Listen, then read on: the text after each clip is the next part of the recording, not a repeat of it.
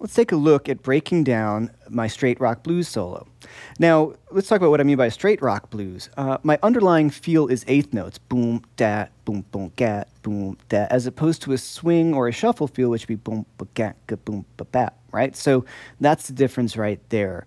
A straight eighth note feel. This is really like a takeoff on the Stones, which is obviously one of my favorite bands. Now, chord-wise, it's very simple. It's a 1-4-5 blues, but when I'm playing the rhythm guitar part, I'm sticking more to major chords as opposed to using the straight dominant 7. So I'm sticking to the triad. So just turn off that a little bit of overdrive. So it's G. And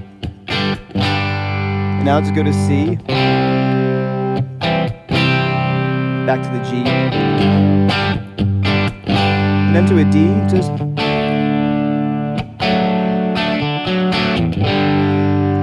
Now, honestly, if I were going to play this tune on a gig, I would usually probably go to open G tuning because I want to sound like Keith Richards. So, all right, for our solo, I'm going to cover a number of concepts we talked about in the concept section. I am using double stops, I am tweaking my third, and I'm tweaking my flat 7, I'm using half step, and I'm using whole step bends. So there's a bunch of things together that really work to put the solo into good use. Now, it's a bit country feeling, and that's because of just the feel and the double stops. So let's take a look at some of the ideas that I'm doing. So the first chord is G, right? And the chord progression, that's our one chord in the blues. Now G is spelled G, B, D, and the G triad. And what I'm taking is my B flat, my flat third, and bending it up to the natural third. So something we talked about in the concept section, something very huge in blues. And now I'm hitting my D on top. Maybe let them ring out on top of each other. So what I'm doing is forming, I have the third and the fifth of my G chord. So I'm really outlining my G chord. So then I do a bend, we talked about those half step bends.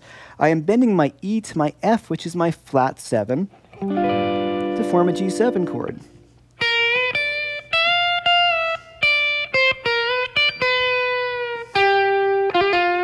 Okay, so here I'm thinking G minor pentatonic. I'm using the composite blues scale and mixing my major and minor pentatonic scale. So a little of a pedal steel lick. There's my root, tweaking my flat 7. So a lot of information just right there, right? Okay, now when I go to my C chord, my 4 chord, same thing again, tweaking that third of my C chord. I'm taking my E flat to my E, and then my C on top. You can even see C7 right there. And now, really like that one. Once again, it's that half step bend. We talked about that in the concepts. I'm bending my 6 to my flat 7 of C, getting that great overtone rub, right? Hear it right in the chord. So I'm really outlining those chords. Now I go down a little more of a country thing on my 1 chord again. My B flat, bending it up to my B almost. Flat 3 to 3. And now when I go to my 5 chord, D, here's my flat 7, here's my flat 3 to natural 3, tweaking the third again. So I'm doing D, F to F sharp, open D to C. D7, which would be my 5 chord, is D, F sharp, A, and C. So I'm just outlining my D7 chord and ending it off with my